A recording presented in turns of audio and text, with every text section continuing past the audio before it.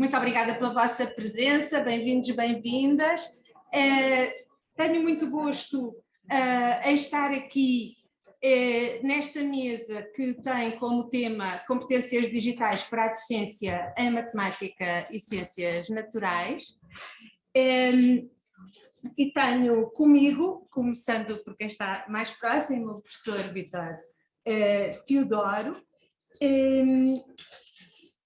que para mim é desde há muitos anos uma referência, porque nos anos 90, quando ainda se fazia muito pouco em Portugal nessa área, o professor trabalhou e trabalhava pioneiramente em software educativo na área do ensino das ciências, nomeadamente no ensino da física. Foi professor, agora jubilado, na Universidade Nova de Lisboa e neste momento é professor na Universidade de Lusófona. Tem trabalhado na formação de docentes aos vários níveis, nomeadamente nas áreas da física, da educação em ciências de uma forma mais global, também nas ciências da computação e na matemática. E nestas áreas e relacionado com o currículo tem sido consultor governamental, nacional e internacional. Eu estou a fazer uns resumos pequenos do vasto currículo de qualquer dos dois professores que estão aqui comigo. O professor João Filipe Matos já tem estado connosco e agradeço mais uma vez neste seminário. É professor catedrático jubilado da Universidade de Lisboa e atualmente professor catedrático convidado da Universidade de Lusófona.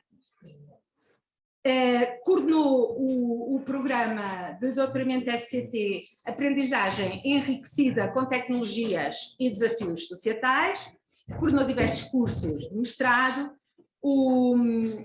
o e-Learning Lab e o Centro de Competências em Tecnologias e Inovação da Universidade de Lisboa. Colaborou em diversas universidades e tem tido uma relação próxima com a nossa escola. Muito obrigada aos dois. Eu iria fazer uma introdução e também uma pequena apresentação e passaria depois a palavra. É preciso que ela... se calhar algumas pessoas que aqui estão não estiveram na parte da manhã, não sei, vou só passar rapidamente porque este contexto é o contexto do nosso seminário, já foi apresentado de manhã. Estamos com um contexto social com desafios, e estamos com um contexto educativo também com desafios, nomeadamente ao nível da flexibilidade e autonomia na gestão curricular. Esta pergunta só tem palavras essenciais a mais do que a primeira. E eu coloquei um conjunto de subquestões àquela questão central, mas que qualquer dos professores poderá abordar ou não. Mas penso que são questões que ficam para a nossa reflexão. Como é que as tecnologias digitais podem melhorar as estratégias didáticas na docência de matemática e ciências? Porque muitas vezes as tecnologias são introduzidas e não melhoram as estratégias didáticas. Poderão essas estratégias tornar-se mais ativas e promotoras de competências de autonomia, de comunicação, de abstração, de análise crítica e criatividade? Terá a resolução de problemas um papel privilegiado nesta promoção? Isto sobre as estratégias. Uma questão que considero central também nestas competências e que já hoje foi abordada em diferentes momentos é a questão da interdisciplinaridade, especificamente, neste caso, entre a matemática e as ciências naturais. Será que esta interdisciplinaridade tem um potencial acrescido para o desenvolvimento do pensamento computacional, que neste momento está em discussão até mediática? E depois uma questão de outro nível, completo, mais ao nível dos dispositivos, de quais dispositivos digitais a privilegiarmos nos diversos anos de escolaridade. Serão os mesmos nos diferentes níveis de escolaridade? São questões para reflexão. Gostava de vos apresentar um excerto de um texto do professor António Dias de Figueiredo, que nos diz, é uma introdução a um e-book da nossa escola, em que nos diz: um dos grandes desafios que se colocam aos sistemas escolares no século XXI é o de transcenderem as abordagens meramente instrumentais das tecnologias para abraçarem a complexidade sociológica, cultural, política, ética e transformacional do mundo digital. Eu acho que há aqui uma convergência entre o que foi dito na mesa da manhã e agora aplicado ao nível das tecnologias e ao nível do digital. Este é o mundo digital em que vivemos e só desta forma, abraçando esta complexidade, prepararemos culturalmente os futuros cidadãos para um mundo inteiramente novo que ninguém sabe como virá a ser. E houve uma frase muito parecida de manhã em relação à formação de docentes. As práticas digitais têm que ser uma realidade na escola porque são uma parte da nossa vida, não é? Não há, neste momento, não vivemos isolados das tecnologias. Elas estão dentro da nossa vida, são uma dimensão fundamental. E daí a formação para a cidadania digital e a cidadania digital exigem competências que não são apenas digitais e que são as mesmas de que eu também continuo a fazer a ponte com amanhã se falava. Da autonomia, de colaboração, de comunicação, de abstração, de análise crítica e de criatividade. Em meu entender, o desenvolvimento da cidadania digital exige integração. Integração a dois níveis. Integração das tecnologias digitais e das disciplinas para desenvolvimento de competências e aprendizagem de conceitos e processos comuns à matemática e às ciências naturais. E volto aqui àquele apontamento do pensamento computacional, mas é só um apontamento, porque isto é verdade a muitos outros níveis. Ou seja, integração consumada na interdisciplinaridade. E integração das tecnologias digitais em aprendizagens que sejam autênticas, com pesquisa e com resolução de problemas reais e, portanto, complexos. Ou seja, integração das tecnologias digitais em estratégias como aprendizagem baseada em projetos, aprendizagem baseada em problemas, aprendizagem baseada em design. Queria só partilhar convosco um modelo de desenvolvimento de atividades didáticas de resolução de problemas em educação ambiental, em que se tenta exatamente fazer esta integração. A integração das tecnologias em estratégias como a resolução de problemas e a integração das ciências e da matemática. E em que se procura autonomia em todas estas fases. A mediação docente está ao longo de todas as atividades, mas pretende-se trabalho em grupo, trabalho com desenvolvimento da autonomia e trabalho colaborativo entre os estudantes, as crianças. Começando pela formulação da questão-problema e a planificação de atividades, planificação esta que pode ser depurada ao longo dessa implementação.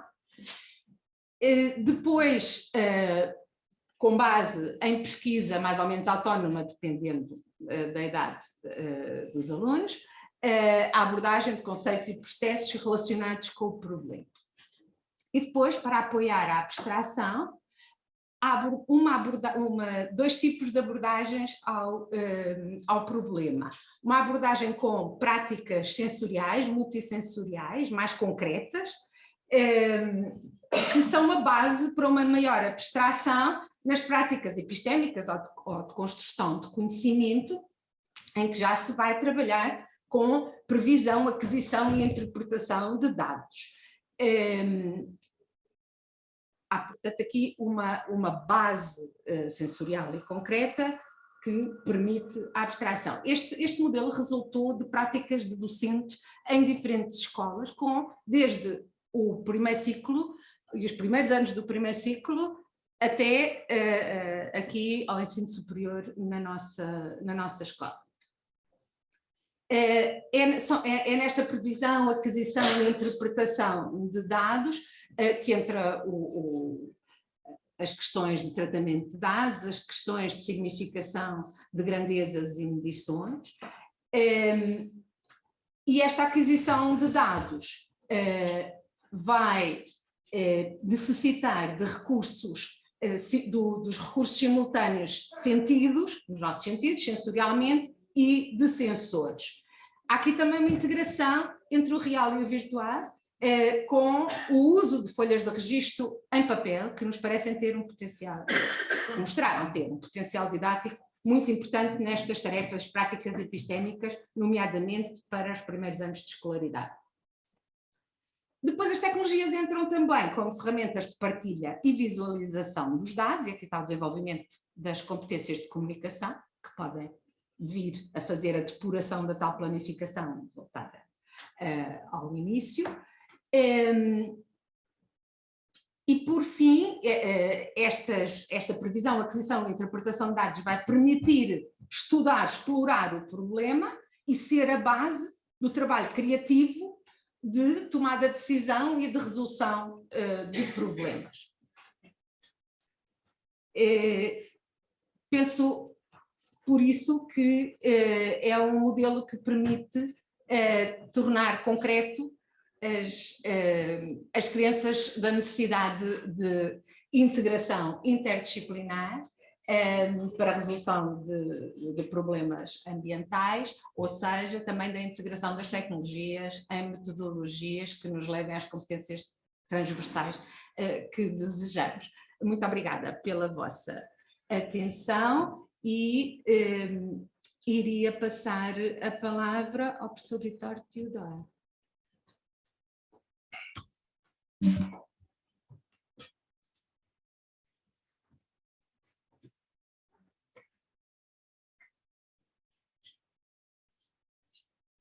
Ora, boa tarde a todos, muito obrigado pelo convite, espero que não deem por perdido o vosso tempo. A Maria João falou em 1981, eu gosto de dar um bocadinho mais para trás. Este foi o primeiro computador que eu usei com alunos em 1979, na Escola Secundária Pedro Nunes, na altura Liceu Pedro Nunes, onde por acaso eram os professores de matemática que ensinavam programação, isto é a propósito da polémica que agora dei pelos jornais.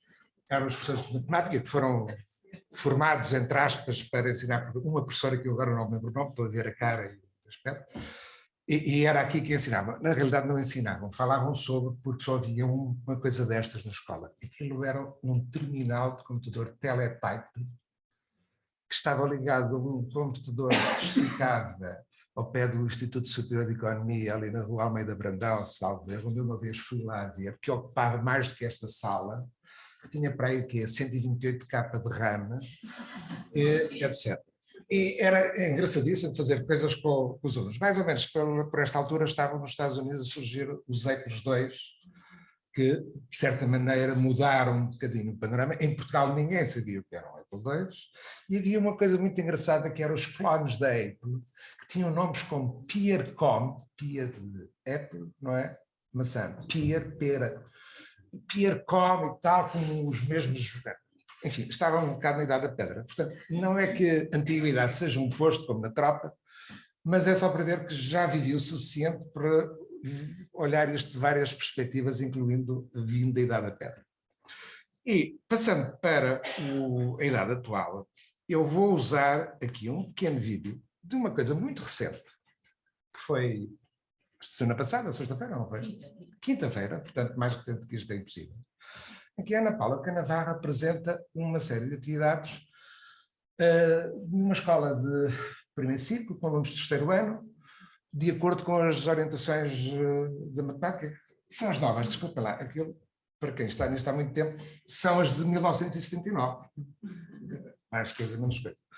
A minha intervenção é, o que é que a tecnologia pode dar isto? Não vou entrar em grandes modelos, que não é bem a altura adequada nem nem se percorria aqui, mas vou tentar dar algumas ideias de como é que a coisa funciona na prática. A primeira ideia que eu gostaria de partilhar com vocês tem a ver com a visualização. E vou começar com um exemplo que há bocadinho eu fiz aqui. Ora, quem é que está aqui que pode responder a isto? 4 ou 5 pessoas, eu também deve responder. Quando eu era criancinha, nós ensinávamos o que era o metro.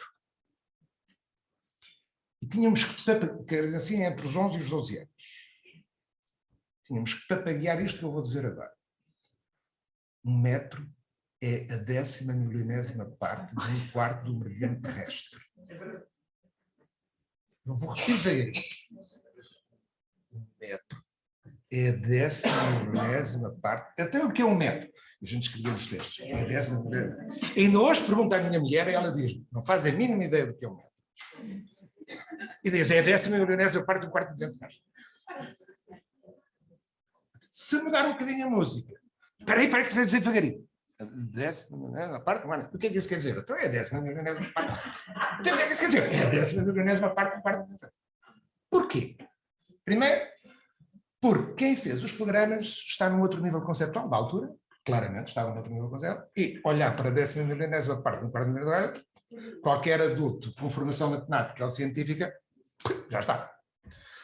Para uma criança de 11 anos, na melhor das hipóteses, repete, não faz a mínima ideia, não tem papagaia, fica com horror àquilo em 95% dos casos, acha que não é capaz, nunca vai ser capaz.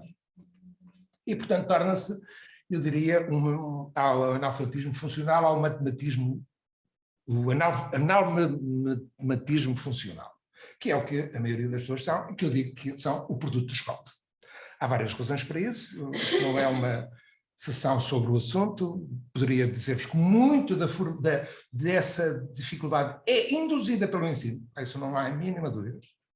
Eu repito, as dificuldades em matemática e em língua, e noutras áreas, mas em matemática em particular, são induzidas pelo ensino. Também não vou tão longe como dizer que é intencionalmente.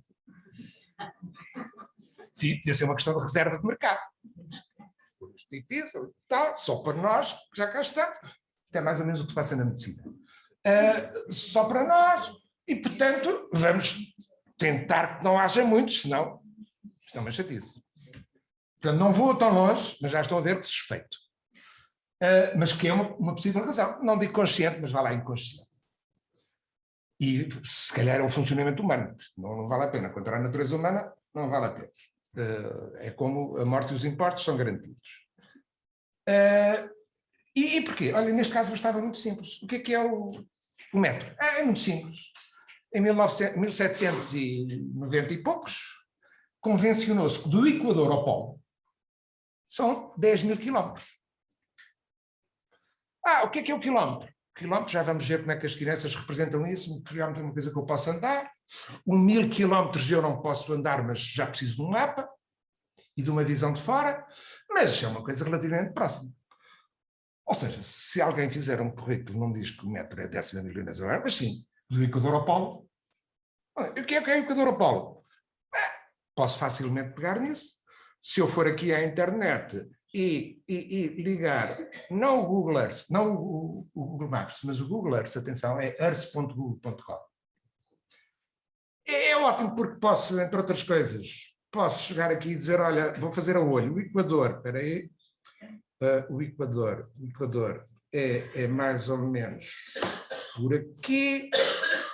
Ups, apanhei o ecrã. Sim. É mais ou menos por aqui. Do Equador ao Polo é para ali. Portanto, aquela distância sobre a curva. Portanto, se eu fizer aqui pelo lado, posso ver que aquela distância ali sobre a curva terrestre, que são 10.000 quilómetros. O que é que eu quero dizer com isto? Bem, espera aí, o que é a Terra? Só aqui a apanhar os... Só de sair daqui.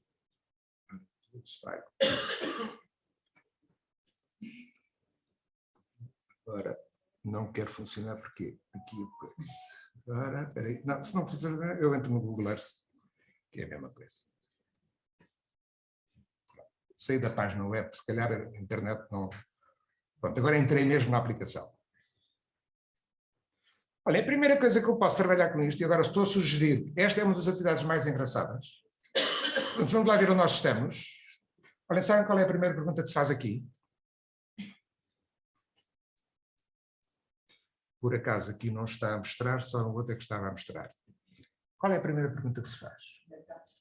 Diga lá. Diga. Quem é que disse? Por acaso, essa pode ser uma, mas até vamos lá a segunda. De onde é que está o Sol para estar iluminado desta maneira? Ora, muito interessante. Atenção, rodar. Onde é que está o Sol? Atenção. Vou fazer aqui um refresh do site, para ver se ele funciona.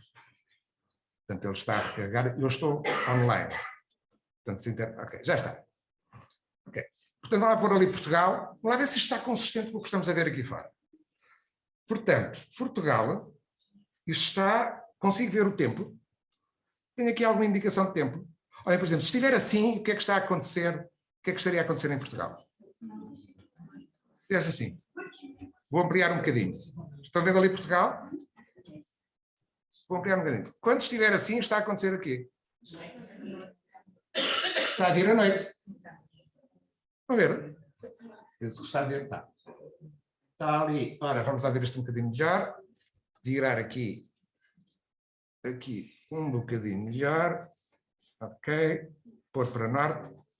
Assim toda a gente está familiarizado com isto, certo? Estão vendo ali Portugal?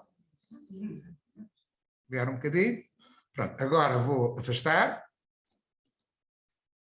E consigo ver que se estiver assim, está a vir a noite. Ok? Então, a gente já vai voltar aqui se tivermos tempo. Vamos ver o que eu queria mostrar aqui de uma forma integrada deste programa. Portanto, eu vou compartilhar aquilo que é uma tarefa que foi construída de uma forma muito simples, foi feita precisamente desenvolvida nas turmas de operacionalização do novo programa de matemática, que estão a acabar agora este ano letivo. Esta foi aqui em Évora, na sala da professora Manuela Vicente. Sou do trabalho com vida precisamente e ao recolheram cada um dados sobre as distâncias da sua casa à escola, organizaram uma tabela e discutiram a tabela. Essa tabela está aqui, então para os alunos da turma, estão aqui em metros a distância da casa à escola. Como podem ver, existe aqui uma grande diversidade de números. Claro que nós já estávamos à espera que os números andassem os milhares, em alguns casos, e era uma ordem de grandeza de números que era adequada a trabalhar aqui neste terceiro ano, nesta altura, através da discussão daquilo que para eles fazia sentido organizar eles os próprios dados. Portanto, um bocadinho mais rápido para chegar para onde eu quero. Ok.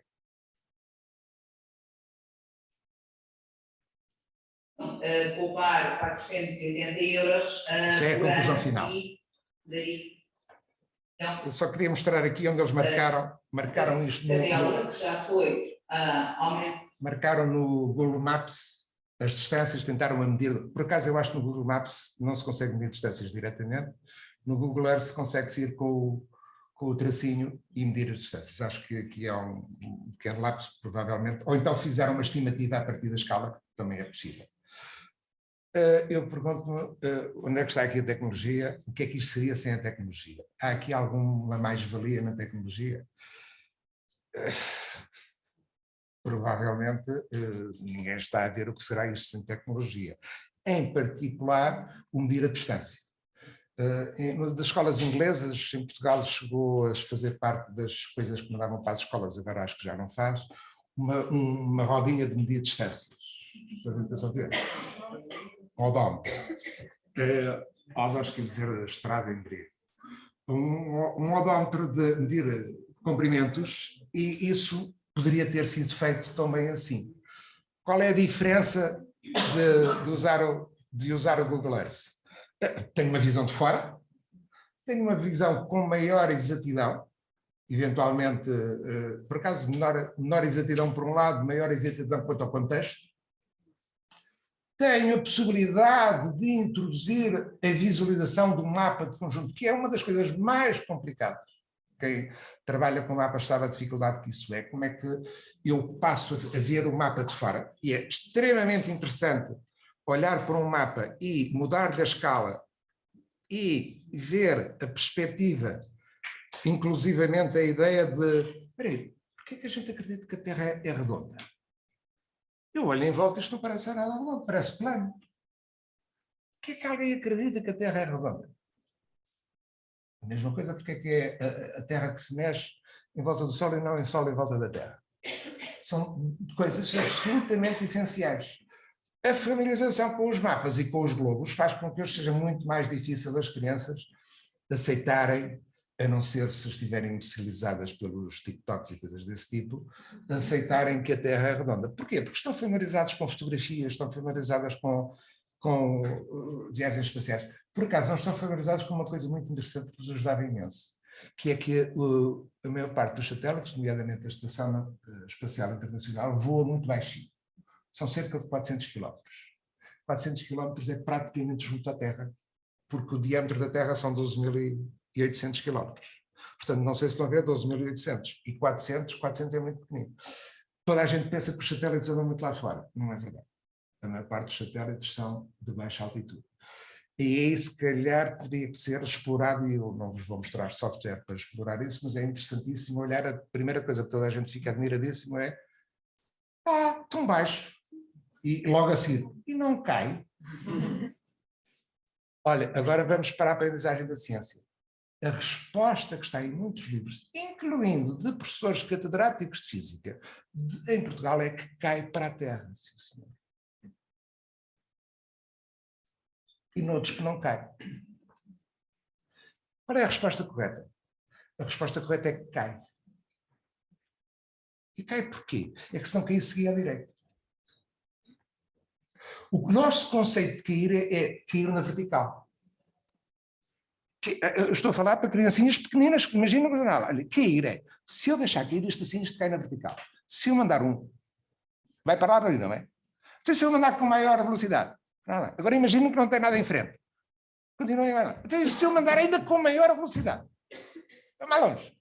Então, se a velocidade for tão grande, não tem nada em frente, o que é que acontece? Dá a volta à Terra. Ou sai. Quem fez esta experiência mental pode fazê-la com criancinhas pequenas. Só que eu tenho que saber alguma coisa de ciência e já agora alguma coisa de visualização científica. Essa é uma das imagens, há 3 imagens que eu costumo mostrar na ciência que são absolutamente essenciais. E agora reparem-me eu a falar de tecnologia e buscar essa imagem. Lembrei-me dela, vou buscar essa imagem. Newton Cannon foi a primeira pessoa que fez esta imagem, que está num dos livros dele. Eu vou aqui ampliar. Aquela imagem. O que é que seria, como é que eu consigo perceber que cair na vertical, afinal, é a mesma coisa do que andar em órbita da Terra? Como podem imaginar, para o Newton isto era apenas uma experiência conceptual. Para uma criança pequenina, com acesso à tecnologia, também pode ser uma experiência conceptual. Quer mudar de área. Tecnologias, não é? Quer mudar de área. Espera aí, e qual é, nas ciências de natureza, qual é a ideia mais importante? É esta. O desenho e a ciência mais importante.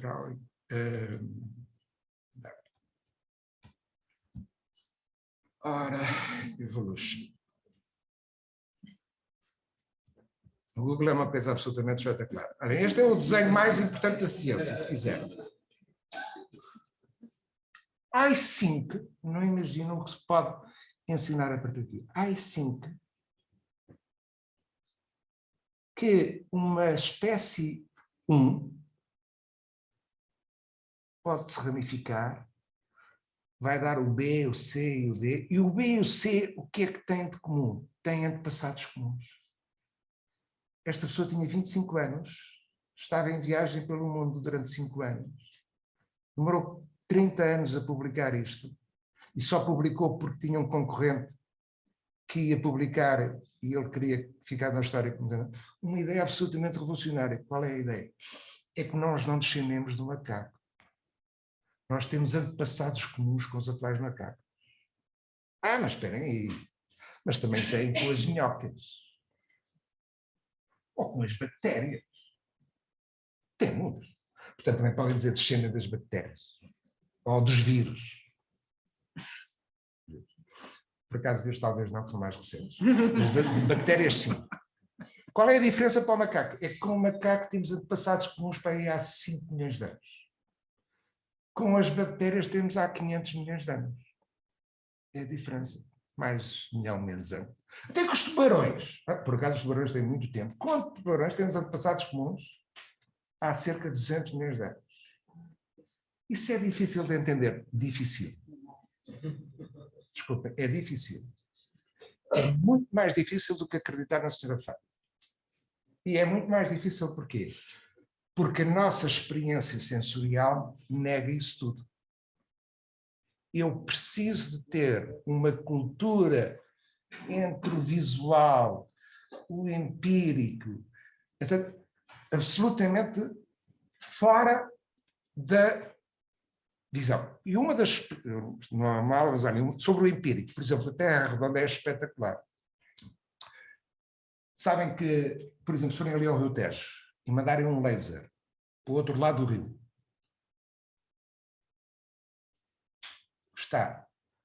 consegue-se ver a curvatura da Terra, é cerca de 1 metro. Não sei se estão a perceber. Uma coisa tão simples como 2 km no Tejo, a curvatura da Terra é de 1 metro. Por exemplo, de Caparica para Cascais é 3 metros. Um bocadinho mais. Quer dizer, há vários vídeos, eu tenho na minha coleção de vídeos, onde essa experiência é feita com um barco a flutuar na água e o laser horizontal, e quanto mais o barco se afasta, mais o laser vai subindo. É possível isto sem tecnologias? Podia-vos mostrar esse vídeo agora. Não vos vou mostrar, porque eu já terminei. Não vos vou mostrar. Vou-vos só mostrar uma coisa muito interessante. Estão vendo aqui um sensor? Então, eu vou usar este sensor para fazer uma medida de distância ao teto.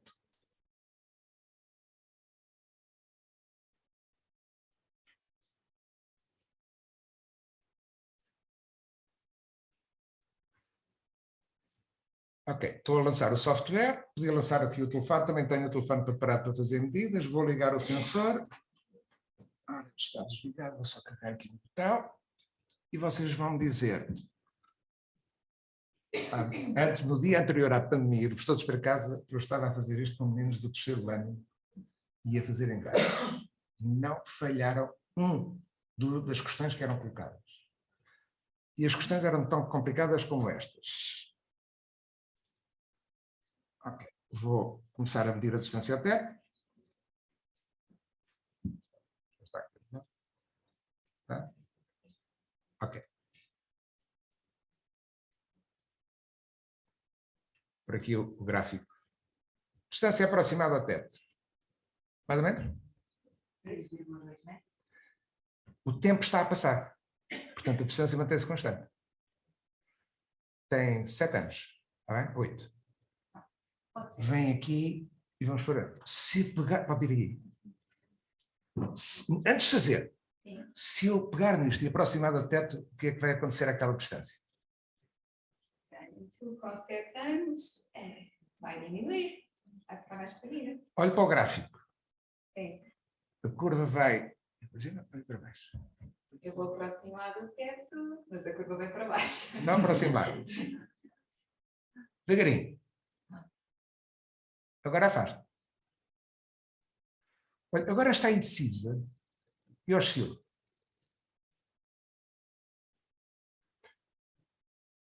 E agora eu podia parar. Para. Se oscilar mais depressa, como é que vai ser? Temos aqui uma discussão. Terminei.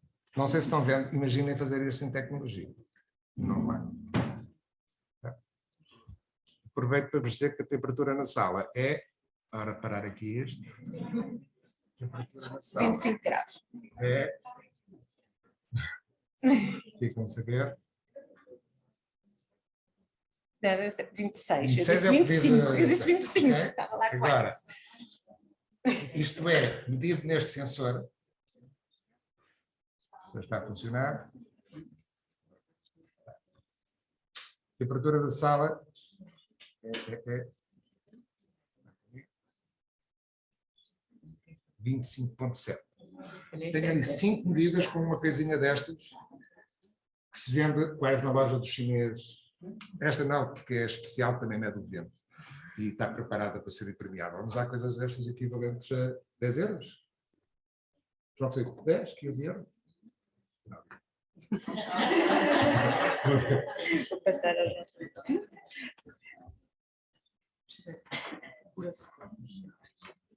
Então, a palavra ao professor João Filipe Matos.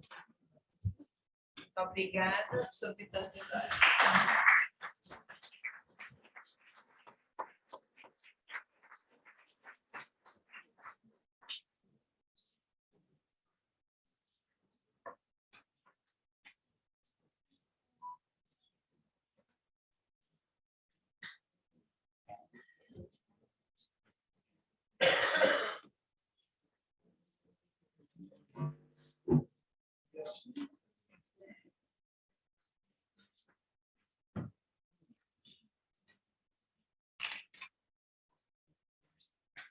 Boa tarde a todos e muito obrigado, naturalmente, à ESA Lisboa e à Clara Maria João pelo convite para estar aqui neste seminário uma vez mais e hoje em particular para colocar algumas ideias em discussão neste painel, que eu espero que sejam ideias estimulantes, pelo menos no sentido em que vos levem a interrogar, a responder, a reagir, e eu espero que seja uma parte da ação também divertida, como esta que o Vítor agora nos ofereceu. A partir daquele conjunto de questões iniciais que a Maria João partilhou connosco, eu procurei encontrar respostas, ou melhor, algum tipo de resposta para algumas daquelas questões, sem ir à tentação de tentar responder a todas ou uma por uma, e é isso que eu vou partilhar agora num conjunto de slides que são um bocado orientadores, não tenho que os visitar todos e podemos interromper mais ou menos quando tiverem passado os 15, 18 minutos, está bem? Em primeiro lugar, para dar uma ideia daquilo que eu tinha imaginado fazer convosco, visitar esta ideia que aparece, aliás, no título de competência digital ou competência docente, a ideia da transição digital que está na crista da onda, em particular na educação, e eu vou-me restringir mais à parte da educação matemática, a questão dos recursos, digitais e não só, e esta questão das novas aprendizagens essenciais em matemática, e eu, se lá chegarmos, gostava de fazer alguns comentários sobre esta ideia, entre aspas, nova do pensamento computacional. E, em primeiro lugar, sem irmos discutir, porque acho que caberia noutro fórum, não discutir a questão da competência, não é essa a ideia, mas sugerir que a posição que eu tomo, que muita gente toma, é a ideia de que a competência é construída na ação, nas comunidades a que pertencemos e nas diferentes esferas nossas de atuação profissional, estamos aqui a falar, mas também na esfera do lazer, em que nos sentimos competentes num conjunto de coisas. Quando passamos para a competência docente, isso implica conhecimento, naturalmente, e podíamos aqui ir, até poderemos ir, se quiserem, visitar os modelos TPEC e TCPEC e todas as variações que há daquele tipo de modelos sobre o conhecimento do professor, em particular, mas é óbvio que implica conhecimento de competência pedagógica, da área científica ou das áreas que o professor leciona, dos alunos, dos mundos dos alunos, conhecimento ético, conhecimento tecnológico, e eu não peguei exatamente na competência digital e por uma razão forte é que todos conhecemos o DigiCompedu, o referencial de competências que destina-se a diversos públicos, mas em particular às competências do educador, ou, se quiserem agora concretizando, do professor, e há uma especificação bastante bem conseguida, do meu ponto de vista bastante generalista, sobre o que são as competências dos professores. E eu preferia ligar a questão da competência docente em vez de competência digital. A competência digital é algo que é, eventualmente, uma dimensão da competência docente.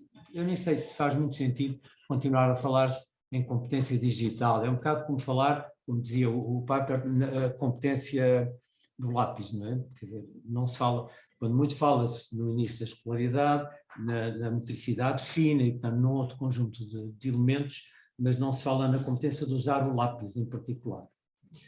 Pronto, mas voltando ao ponto em que estava, para não gastar tempo noutros caminhos. A competência vem muito desta ideia, ou eu acho que se deve ligar muito a esta ideia, da competência docente, mas ligada à competência no desenvolvimento profissional do próprio, do docente. E daí, eu quando olho para a competência, tendo sempre a pôr esta questão, que é cultivar a identidade profissional, evidentemente, mas, sobretudo, responsabilizar o professor muito pelo seu próprio desenvolvimento profissional. E não, eu acho que isso é uma cultura que ainda existe pouco em muitos países, não é só em Portugal. Espera-se ainda muito que alguém ofereça formação. Estou a simplificar a linguagem, evidentemente. Isto é, ficamos um bocado à espera daquilo que é oferta. O que é importante, que existe essa oferta, evidentemente, mas ao mesmo tempo a responsabilidade, do meu ponto de vista, é do próprio. Pronto, isto foi para arrumar as competências digitais e não falar delas.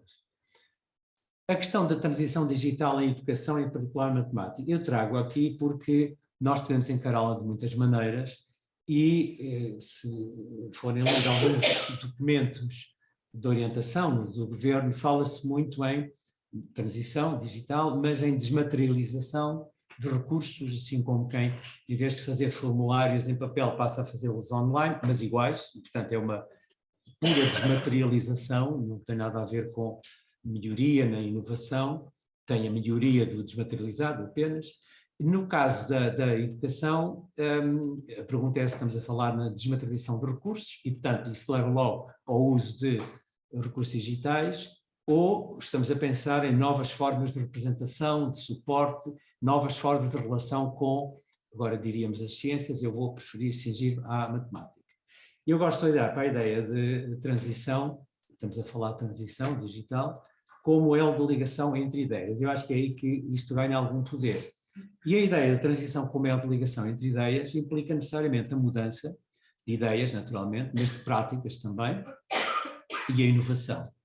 Inovação é uma palavra que serve para tudo, não é? Nós até dizemos que, como nunca fiz isto, agora vou fazer, estou a inovar. Os matemáticos sabem que as definições universais não definem nada, portanto, se tudo é inovação, a palavra não serve para nada. Entendida como criação de valor pedagógico, a inovação ganha algum sentido. E daí, lá chegaremos, se calhar, mas quando se fala nas tecnologias digitais, é preciso verificar se, em determinado contexto, na dada situação, com os dados objetivos, essa tecnologia digital vai ou não criar valor pedagógico. Não cria valor pedagógico, pode ser usada, mas não é relevante. Isto implica ter uma visão, e uma visão crítica em particular, sobre a educação matemática e, portanto, sobre o futuro que se pretende e que nós queremos. E há uma pergunta-chave para mim, que é esta: como é que a transição digital está ou irá transformar a nossa relação, a relação das pessoas, dos alunos também em particular, com o conhecimento matemático? E eu não escolhi nenhuma aplicação super complexa ou super importante, escolhi uma aplicação, o Photomat, que é grátis, e que, conhecerão, nos permite fazer coisas como esta. Isto é um exemplo que é um bocado simples demais: multiplicar 24,2 por 6,1.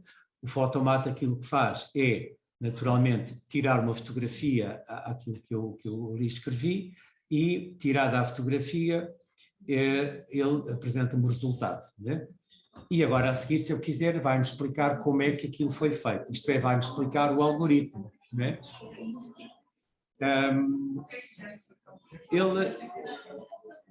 ele permite-me fazer isso e bastante mais coisas. Se eu quiser ir para um nível de ensino mais elaborado, por exemplo, um sistema de 2 equações, 2 incógnitas, eu tiro a fotografia, ele resolve o sistema. Né? Resolveu o sistema e agora, mais uma vez, eu podia ir selecionar o método de substituição ou redução e tal, para poder chegar a uma solução. Pronto. Eu chamei a atenção para esta questão porque a forma como nós relacionamos com a matemática e nos relacionamos com seguir o ensino da matemática está a ser, os próprios matemáticos o conhecem, mas também os professores, está a ser transformado. Portanto, existe também aí uma transição. Atenção, que aqui eu gosto de fazer apenas um parênteses sobre a questão do conhecimento. Nós estamos a falar aqui na questão do conhecimento e falava-se do conhecimento do conteúdo matemático, falei há pouco. O conhecimento aqui é entendido de uma forma que não é o conhecimento individual, não é aquele conhecimento que eu vou à escola e trago o conhecimento comigo, não é? Como se o transportasse na minha mochila ou no meu bolso, embora nós tenhamos a noção de que temos conhecimento, e até se nos perguntarem, nós apontamos para a cabeça, não é? Onde reside o conhecimento, como sendo algo individual, e a perspectiva não é essa.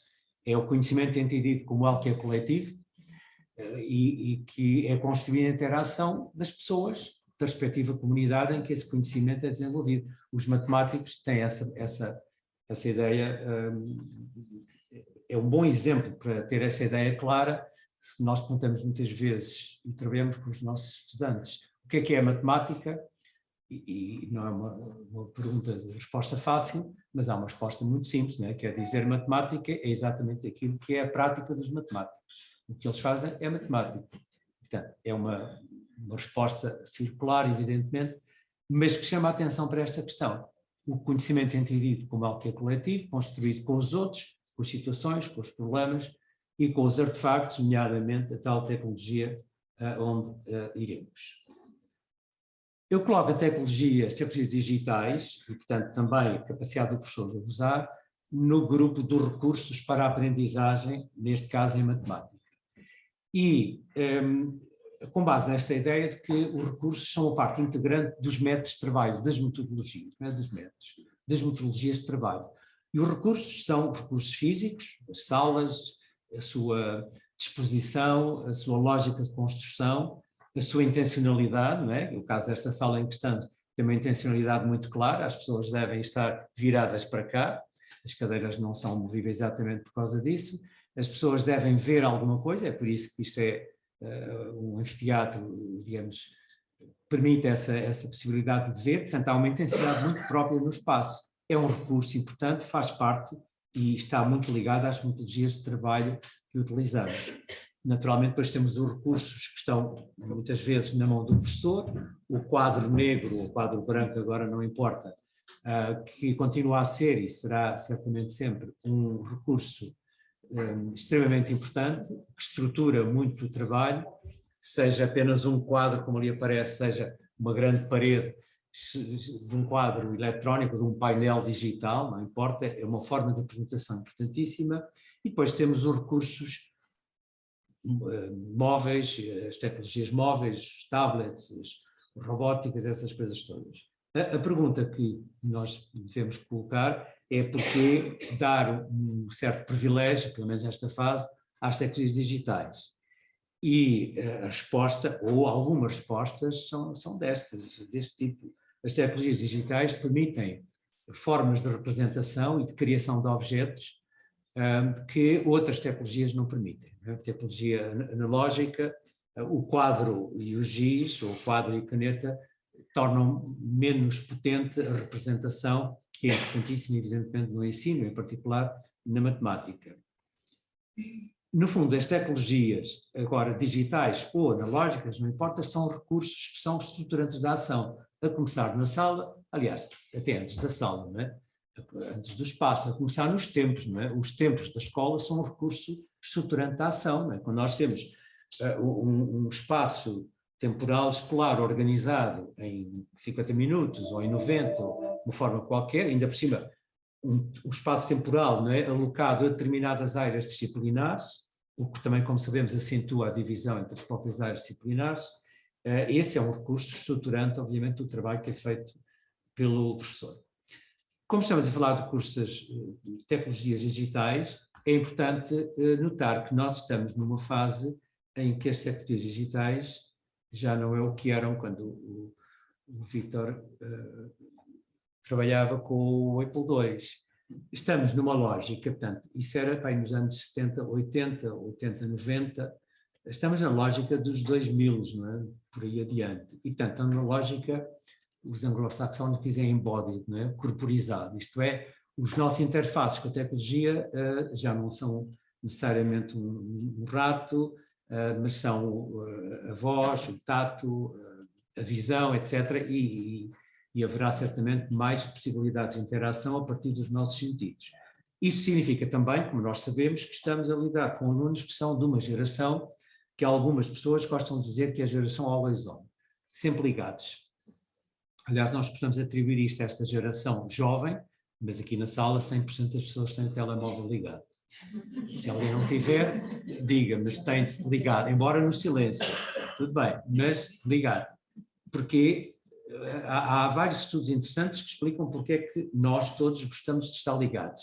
Mesmo sabendo que não estamos à espera de chamada nenhuma, ninguém nos liga nenhuma, não importa.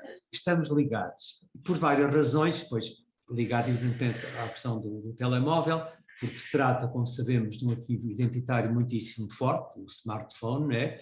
A quantidade permanente e uma extensão de memória. Isso põe muito em causa, pelo menos de um ponto de vista crítico, põe muito em causa aquilo que é o apelo à memória que a escola continua ainda a fazer. E eu não estou a dizer isto no sentido de, porque temos extensões de memória, não precisamos de memorizar coisas. Não é nesse sentido, mas põe em questão o tipo de memorização que é preciso fazer. Hoje já ninguém diz não um fim de semana para ficar ligado, porque a tecnologia móvel assim o permite, e agora eu digo isto para o bem, não é? Isto é, para quem, pessoas mais novas não sabem, aquilo é um computador, um desktop, está ali no chão, algumas pessoas já não conhecem, mas isto é para o bem e para o mal. É muito crítica a utilização, muito crítico no sentido, há problemas, sabemos, na utilização de tecnologias por crianças. A minha neta, a Madalena, utiliza desde que nasceu praticamente, o que é algo crítico. Aliás, naturalmente passaram a agarrar a Xuxa não ao Babette, mas ao tablet. É mais seguro, naturalmente. Para o bem e para o mal agora para nós adultos, eu acho sempre inacreditável quando as pessoas estão perante uma situação como esta, a 2 metros do Papa, 1,5 metro do Papa, e preferem mediar essa relação com um telemóvel. Todos sabemos que é para registar na fotografia, evidentemente que sim, mas acabam por não viver, e sabemos que isso é assim, não se vive intensamente a 100% aquela situação. E, portanto, eu digo, tecnologias para o bem e para o mal. Mal, entre aspas, também, o mal também já não é o que é. O ponto seguinte, novas aprendizagens em ciências e matemática e o exemplo do pensamento computacional. Não vale a pena recordar-vos as novas aprendizagens essenciais, as pessoas, sobretudo as de matemática e os do primeiro ciclo, conhecem-nas bem, sabem que elas vão começar em setembro, no primeiro, no terceiro, quinto e sétimo ano de escolaridade, e conhecem as capacidades e atitudes transversais que estão enunciadas, conhecem também aquilo que são algum desdobramento que existe já no documento publicado pela DGE, e nem sequer vamos olhar para os tópicos, não faz sentido, mas eu tomei como exemplo o 7º ano para chamar a atenção para um ponto que é sempre interessante. Nós temos, por um lado, o enunciado de capacidades incontestavelmente importantes. Eu tenho muitas reservas em relação ao pensamento computacional, mas por isso mesmo eu quis escolhê-lo para poder estimular a discussão aqui. Mas atenção, isto é tudo para ser feito, mas atenção que há aqui 4 grandes áreas temáticas de matemática. Eu agora, para brincar, digo assim, bom, mas então isto aqui não é matemática, isto é outra coisa, são coisas transversais, são capacidades matemáticas, transversais à matemática, e isto são as aprendizagens, agora entre aspas, mesmo de matemática, que é preciso trabalhar com os alunos. Eu sou muito crítico em relação ao documento das novas aprendizagens essenciais da matemática, muito crítico na forma. Eu não sei se ajuda muitos professores dar-lhes a ideia de que, olha, existe um conjunto de coisas muito importantes e existe um conjunto de temas. O professor não vai escolher entre uma coisa e outra, evidentemente não vai fazer essa escolha, mas vai, eu espero estar enganado, mas vai olhar e vai perguntar o que é diferente, o que é que está a mais, o que é que eu tenho que dar mais. Eu acho que isto no primeiro e no terceiro ano não será assim tão acentuado. No quinto e no sétimo, bom, fica a minha dúvida. A questão que se coloca é, das novas aprendizagens essenciais da matemática, e vamos já um pouco à tecnologia, é o que é que aqui é entendido como saber matemática. O documento da DGE elabora até bastante bem sobre isso, e eu acho que, embora não seja tão explícito como aqui está, mas distingue o que é conhecer factos matemáticos do que é adquirir capacidades de pensamento matemático, interpretação, representação. Isso eu acho que acaba por ser claro, e aliás é isso que depois permite dizer que há temas estruturantes, né, que são aqueles que eu enunciei há pouco, e eu acho que há boas possibilidades com as tecnologias digitais, a partir de um terceiro espaço, eu chamo um espaço de confluência, de dois espaços, no fundo, há possibilidades de haver uma transição digital em educação pela matemática com potencialidade.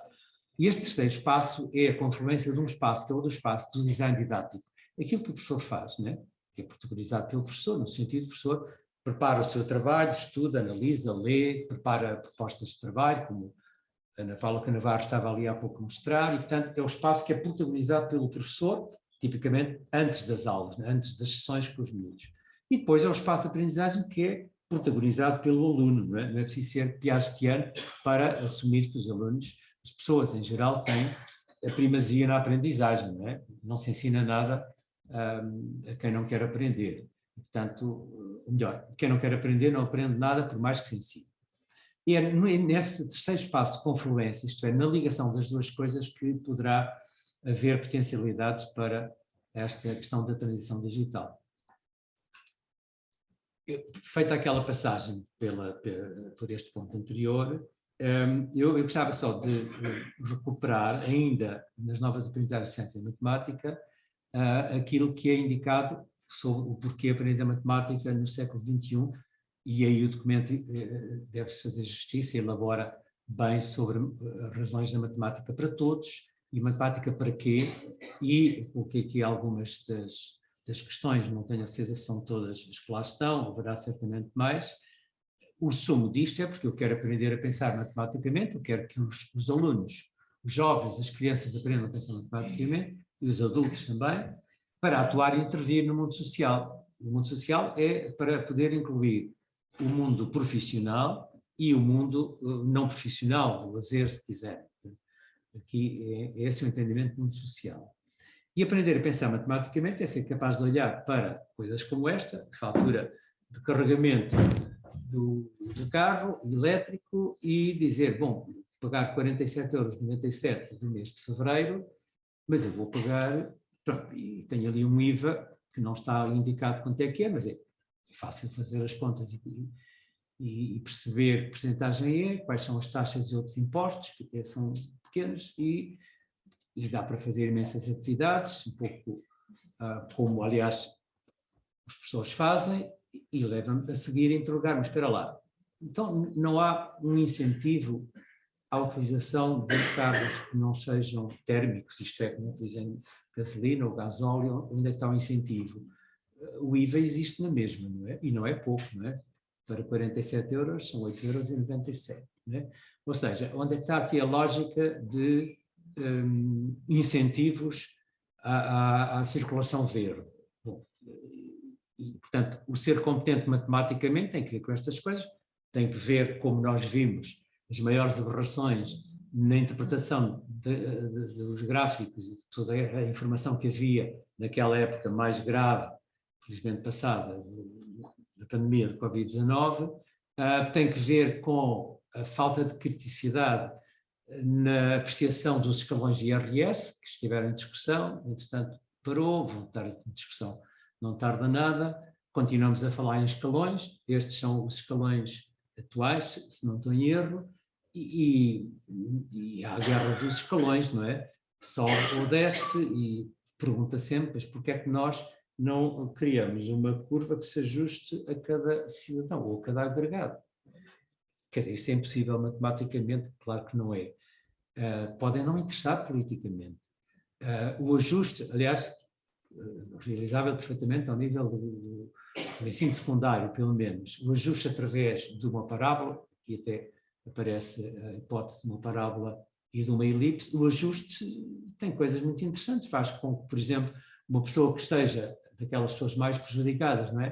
Que está no princípio, por exemplo, deste terceiro escalão, se a pessoa ganhar 21.000 euros, não é? Tem uma taxa de 37%, é melhor não ganhar tanto, é melhor ganhar só 20.000, porque nessa altura a taxa é de 28,5%, e é uma diferença brutal, não é?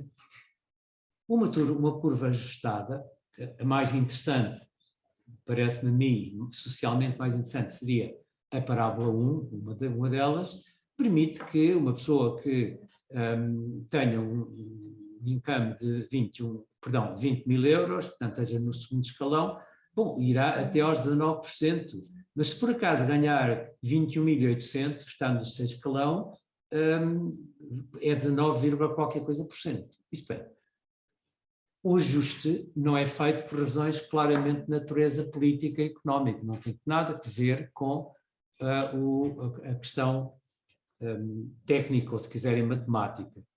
E isso é uma questão de ciência cidadã, né? Dar a conhecer e dar a entender esse ponto de vista às crianças, aos jovens e aos adultos. Ok, então eu vou terminar. Tem mais uns minutos, mas pronto, era para dar só... Para dar uma aceleradela. Então, a questão do pensamento computacional, para poder ir para o fim. O pensamento computacional é um elemento interessante que surge nas novas aprendizagens de ciência e matemática, e ele é claramente muito ligado à questão das tecnologias digitais. E há diversas formulações sobre o que é que envolve falar-se em pensamento computacional, e eu peguei em alguns dos elementos que são referidos, porque não quis também fugir às novas aprendizagens, daquilo que são os processos envolvidos no pensamento computacional. A abstração, muito rapidamente. A abstração empírica, não é a abstração como nós conhecemos na matemática. Não é de todo, aliás, nós lemos só a abstração em matemática, é outra coisa. Eu coloquei a abstração empírica e pus o empírica entre parênteses. A expressão não é minha, a expressão é de alguns autores que reclamam que o Piaget, num dos últimos escritos, já falava em abstração empírica e que dava o exemplo do container, do recipiente, não é? A ideia de que as crianças, desde muito cedo, e ele estabelece na relação do desenvolvimento, portanto, com base nas teorias, toda a vida o Piaget desenvolveu, a ideia de que desde muito cedo as crianças sabem o que é o recipiente e o que não é recipiente. Eu não posso colocar água aqui, posso colocar água nas mãos, num copo, numa garrafa. A ideia do container, não é? Algo que pode conter alguma coisa. Como é que isso é conseguido? É evidentemente pela própria experiência, e é um processo complexo e que aqui tem o objetivo de identificar princípios gerais que possam ser aplicados a situações ou problemas semelhantes. Não é? A ideia da abstração empírica, porque eu até acho que no caso da matemática se pretende que ela seja mesmo empírica, isto é, seja derivada da experiência, do exemplo que a Paula Canavarro estava a colocar ali. Eu acho que aquilo levava exatamente a uma lógica de abstração empírica para tirar conclusões a partir dos dados que ali tinha.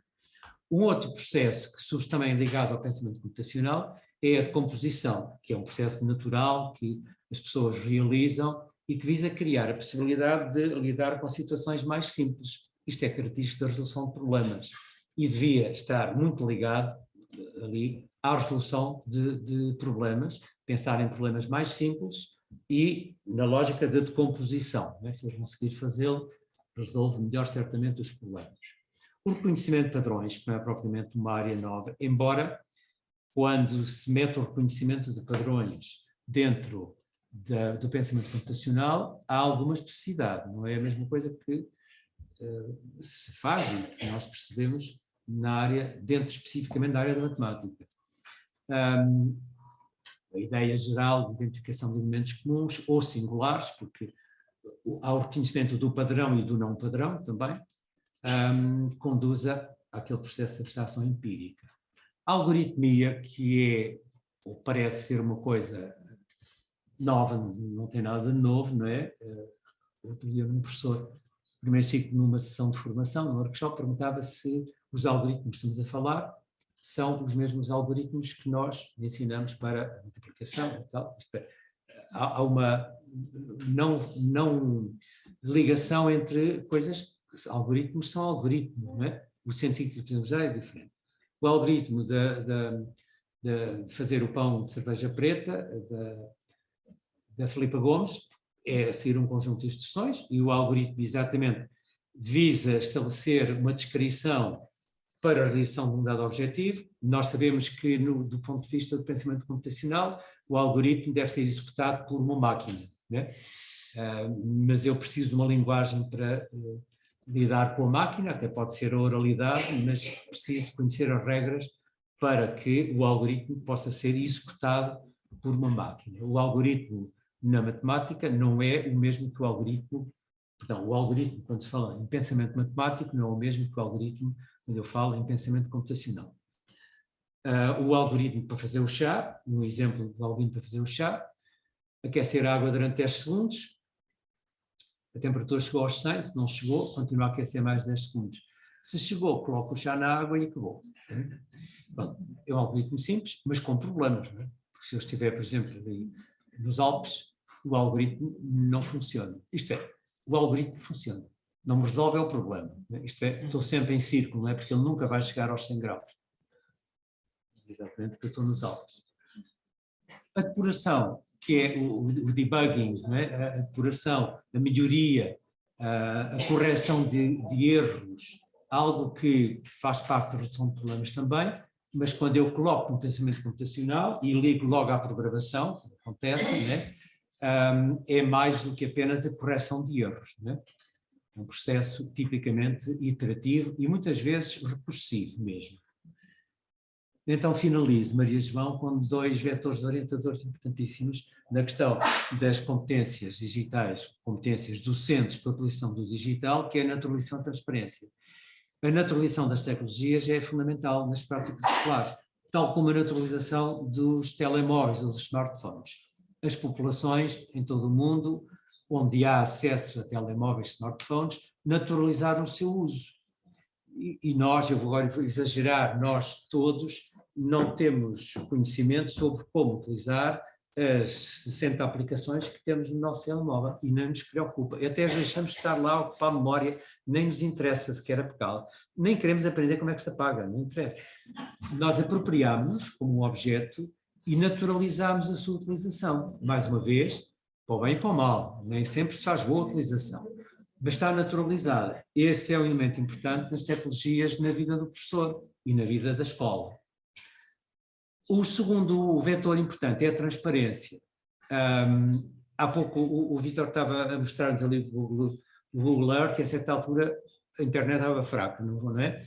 Ou seja, a tecnologia devia ser completamente transparente. Nem devíamos estar a pensar que aquilo está ligado à net. Nós estamos a ver e estamos a ver através da janela, através da tecnologia. Usa a metáfora, a janela como metáfora, porque há situações em que nós queremos mesmo admirar a janela, queremos mesmo admirar a tecnologia. É o caso do vitral, não é? Que ele vale por si mesmo. Aqui a ideia é completamente diferente. A tecnologia tem que ser completamente transparente. E já agora, seja ela uma tecnologia digital super sofisticada, ou seja ela a tecnologia do quadro IGIS, também, ela é transparente. A do quadro IGIS, tipicamente, é transparente no sentido em que é muito fácil de utilizar e só falha quando não há GIS, ou quando o GIS parte, ou quando faz aquele ruído tramado ao riscar o quadro, mas é uma tecnologia tipicamente transparente.